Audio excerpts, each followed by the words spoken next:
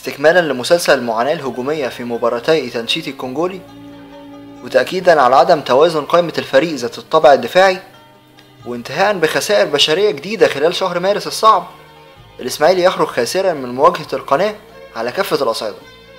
بدأ الإسماعيلي اللقاء ب4-3-3 بتشكيل مكون من محمد عواد لحراسة المرمى، عبد الحميد سامي وسامح عبد الفضيل مساكين، شوقي سعيد باك رايت وكريم مسعد باك ليفت، محمود عبد العزيز ديفندر صريح على يمينه محمد حمص وعلى شماله محمد شريف، وقدامهم ثلاثي محمد زيكا على الشمال وابراهيم حسن على اليمين وما بينهم صالح موسى. ريكاردو بيعيد تجربة صالح موسى في مركز المهاجم بعد مباراة إيتانشيتي. لعيب قوي مجتهد ومتحرك، هيقدر يخرخل دفاعات القناة ويفتح مساحات للقادمون من الخلف سواء زيكا أو إبراهيم حسن. ده كان النظري اللي في دماغ ريكاردو، واللي دعم النظرية دي هو مركز صالح موسى القديم في منتخب السويس لما كان بيلعب مهاجم قبل ما ينتقل للداخلية. صالح اتحرك كتير وفعلا فتح مساحات في عمق دفاعات القناة، لكن كان بينهي الهجمات بشكل سيء جدا. انهاء صالح موسى السيء جدا للهجمات وخصوصا الانفراد ما ينفعش تبرره بانه بيلعب في غير مركزه. انت راجل شغلتك لعيب كورة، يعني بفترض ان عندك الحد الادنى من المقاومات الاساسية للمهارات. يعني لما تروح انفراد ومحدش مضايق خالص من الدفاع وتختار تشوط بقوة في صدر الحارس بدل ما توجهها في اي زاوية، يبقى ما ينفعش اقول اصلك مش مهاجم. مش لازم تبقى مهاجم عشان تعرف تركن الكورة وانت منفرد.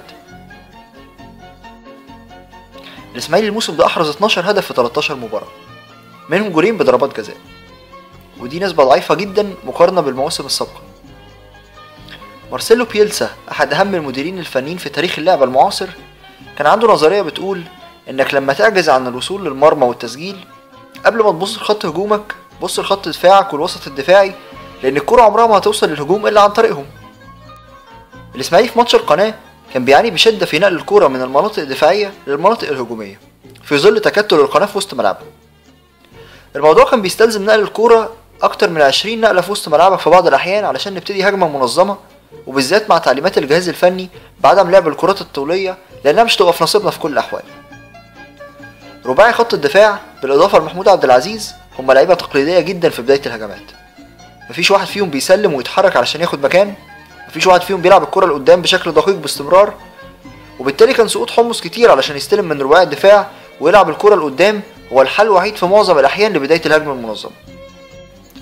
وحتى مع سقوط حمص كتير لتحت علشان يبصم على الهجمات ويبتديها، كان بيقابله قلة حركة او تحركات غلط من رباعي شريف وصالح وزيكا وابراهيم او حتى علي جلال لما نزل، وده اللي كان بيصعب فرص بداية هجمات منظمة من عمق الملعب امام تكتل القناة، خصوصا مع ضعف اطراف الاسماعيلي وقلة القدرات الفردية في بناء الهجمة من الخط الخلفي. في الشوط الثاني ابتدى ريكاردو يدرك انه بيضيع وقت كبير في اللعب السلبي في وسط ملعبه، فابتدينا نلعب اللونج باس من ورا الباكات لمحاولة خلخلة الدفاع المتكتل والزون ديفنس اللي فرضه تيم القناة. الفكرة دي كانت بتصطدم اما في عدم وجود مهاجم متمركز بشكل صحيح في ال18، او ان الباك مش مميز في مركزه ومش قادر ينفذ العرضيات بشكل سليم. لكن ريكاردو عمل تغيير من اجل التغيير في الدقيقة 57، خروج حمص لحساب عمر الوحش في الوقت اللي ابتدى الاسماعيلي يعتمد على فتح الملعب بالعرض عن طريق الكرات الطولية في ظهر باكات القناة كان تغيير خاطئ جدا. التغيير ده وتبعه هدف القناة في الدقيقة 58 كانوا بمثابة نهاية اخر نقطة نظام في الفريق.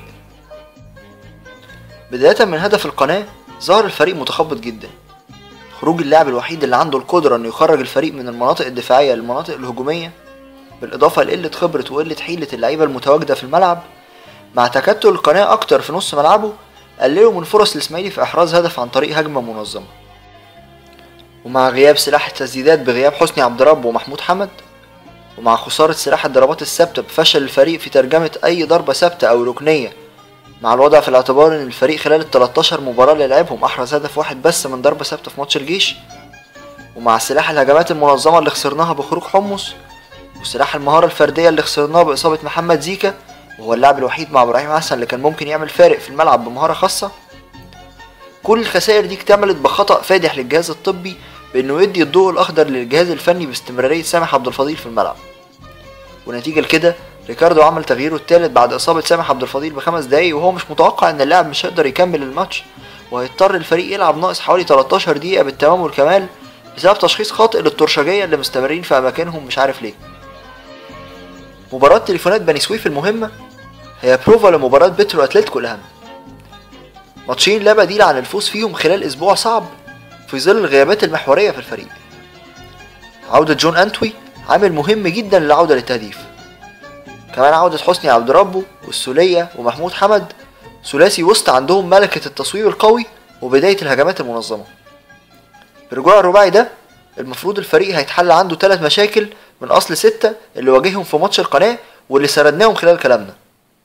نتمنى انهم يكونوا كافيين لتحقيق ال3 نقاط للاستفادة من هدايا بتروجيت والزمالك.